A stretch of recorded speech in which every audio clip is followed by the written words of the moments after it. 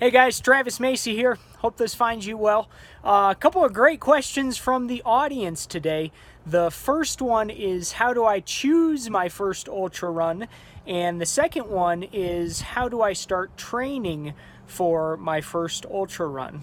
So the first one, some thoughts on choosing that first ultra run. First of all, congratulations on thinking big about something that can change you as an athlete and also change you as a person, as a professional, as a family member. It's a really powerful experience, and I applaud you for thinking about trying something that's it's going to be hard, it's going to take dedication, and it's absolutely going to be worth it.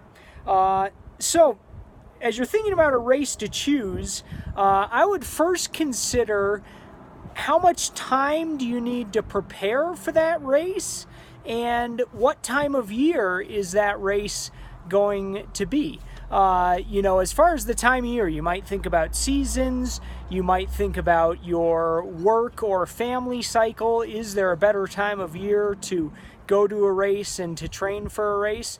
And then the time to prepare, you want to make sure that you give yourself enough time. And, what is enough time? Well, that's going to vary from person to person. Are you coming off the couch, or did you just do a marathon and you're in good shape, or maybe you have a long history in doing other endurance sports? So you're going to have to think about that. Maybe talk to a coach, talk to other people with experience, and see what is a good amount of time for you. I think for most people, if they have a running background, if you were to decide in the winter or the spring, all right, here's a fall race that I want to do, probably that's a decent amount of time to prepare. You're looking at something around 4 or 5 months.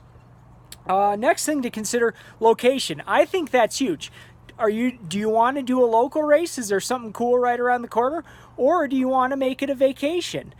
Some of our best family trips are, we choose a place we want to go, find a race there. It kind of gives you a purpose, but then you make a trip out of it. So think about that. Where do you want to go? Do you want to go international? And then the final one is terrain. What kind of running do you like to do? Do you like the mountains? Do you like flat pavement? Do you like running around a track for X amount of time? Do you like a looped course? Do you like a point-to-point course? Do you like stuff that's, rugged and rustic and really gets you out in the wilderness? You want to think about those things because those are big. I mean, personally, I love rocky, rugged mountain terrain. I like that. I enjoy being in that. If a race is flat and monotonous, I don't really like that. But some people love that. So find what you like or you think you're going to like and move towards that. Because that's, an ultra run can be a vastly different experience depending on what sort of race it is. So you've chosen a race. Thinking about that race is going to keep you motivated over time. The next question is, how do you start training? The first point is you got to ease into it. So, regardless if you're coming off the couch or if you've been, an elite marathoner, slowly ease into increasing your mileage or time running, or, maybe you're looking at a metric like vertical gain per week. You want to ease into those things. Sometimes people, they sign up for an ultra and they think, oh my gosh, this is a long race, and so my training's got to be double immediately.